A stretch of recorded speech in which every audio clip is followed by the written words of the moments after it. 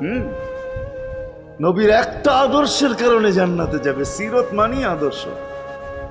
আর এটা আমরা কদমে কদমে মোহতাজ।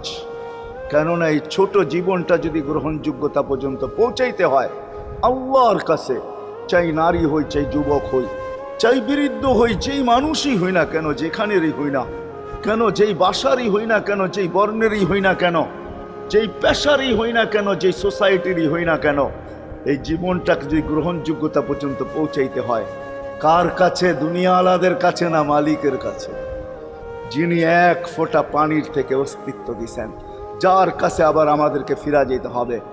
পালানের কোনো সুযোগ নাই। এই জন্যই কোরআন আমাদেরকে বোঝায় আইনাল মাফার। আল্লাহ বলতেছে কোথায় ভাগবে তুমি, বলো কোথায় ভাগবে?